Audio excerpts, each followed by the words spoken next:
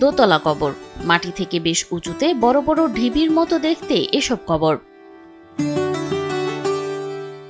কবর নাকি টাকা সংরক্ষণের বস্তু তা নিয়ে রয়েছে নানা কৌতূহল। কেন এই কবরগুলো দোতলা করে বানানো তা নিয়েও রয়েছে নানা প্রশ্ন।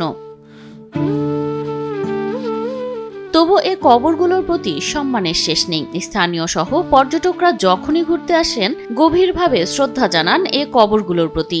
এখানে অনেকগুলো ছোট কবর, কিন্তু এই যে বড় দুইটা কবর দেখে প্রতিটা দর্শক বা পর্যটক আশ্চর্য হয়ে যায়। আমার সাথে আশ্চর্য হয়ে যায় যে কি করে এই পাথরগুলো সেট করে এই বড় দুইটা কবর কিভাবে সেট করা হয়েছে।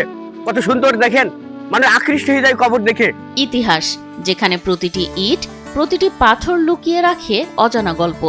আর সেই গল্পেরই এক রহস্যময় অধ্যায় ছোট সোনা মসজিদ। সুলতানি আমলের এই স্থাপত্য আজও মুগ্ধ করে হাজারো দর্শনার্থীকে, কিন্তু মসজিদের সৌন্দর্যের আড়ালে লুকিয়ে আছে এক অমীমাংসিত রহস্য, দুটি অদ্ভুত কবর। খুব ভালো লাগে, এখানে অনেকগুলো কবর দেখা যাচ্ছে, কিছু কিছু ছোট আছে এবং এ দুইটা বড়, এ দুটা দেখতে বেশি ভালো লাগে। পাশাপাশি কবরগুলো দেখে আমি বেশি অবাক হচ্ছিলাম যে কবরগুলো আসলেই দেখার মতো। এখানে অনেক কবর আছে, ছোট ছোট কবর, তার মাঝে দুইটি বড় বড় কবর এখানে রয়েছে। মসজিদের পূর্ব পাশে প্রাচীন কবরস্থানের ভেতর 36টি সাধারণ কবরের মাঝে এই দুটি কবর যেন একেবারেই আলাদা, দেখতে অনেকটা দোতলার মতো। পাথরের তৈরি এই কবরগুলো দুই স্তরে বিভক্ত, নিচের অংশ বড় আর তার উপর বসানো আরেকটি ছোট স্তর। কালো পাথরের গায়ে খোদাই করা রয়েছে সূক্ষ্ম আরবি নকশা, যা বলে দেয় এগুলো সাধারণ কারো কবর নয়।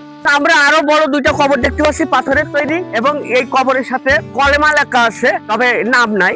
কমেন্টে বলতে পারি যে বাচ্চা আলাউদ্দিন হিসিনসার মানে স্বামী স্ত্রীর কবর হতে পারে। এদিকে একই প্রাঙ্গণে রয়েছে বাংলাদেশের দুই বীরশ্রেষ্ঠ মহিউদ্দিন জাহাঙ্গীর এবং নাজমুল হকের সমাধি। তবুও এই রহস্যময় দুই কবরই বেশি টানে দর্শনার্থীদের কৌতূহল। কিন্তু প্রশ্ন একটাই, কার কবর এগুলো?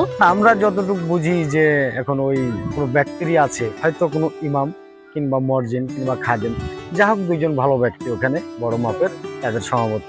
আমার তো মনে হয় যে যেগুলো ছোট আছে এগুলো হয়তো যে উঁচু গুলা প্রভাবশালী রাখতে হতো আমার ধারণা।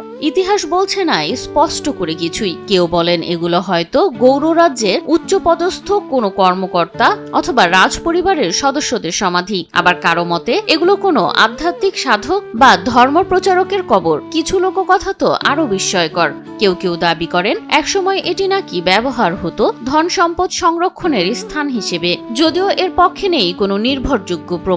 কবর দুটি আসলে দুইজন ভালো ব্যক্তি, বুজুর্গ, ইমাম কিংবা মর্জিন, এটাও ধারণা করা হয়। আরো একটা পাওয়া যায় যে আগে তো ব্যাংক ওইভাবে ছিল না, কিন্তু তারা এইভাবে ব্যাংক হিসাবে এটাও ব্যবহার করছে, কিন্তু আসলে মূলত হচ্ছে এটা কবর।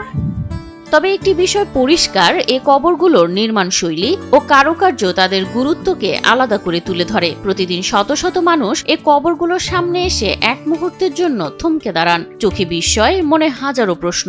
কিন্তু নেই কোনো ফলক, নেই কোনো নির্দিষ্ট ব্যাখ্যা। গবেষকদের মতে এ রহস্য উন্মোচনে প্রয়োজন আরো গভীর অনুসন্ধান। ততদিন পর্যন্ত ছোট সোনা মসজিদের এ দোতলা কবর ইতিহাসের বুকে এক অমীমাংসিত রহস্য হয়েই রয়ে যাবে।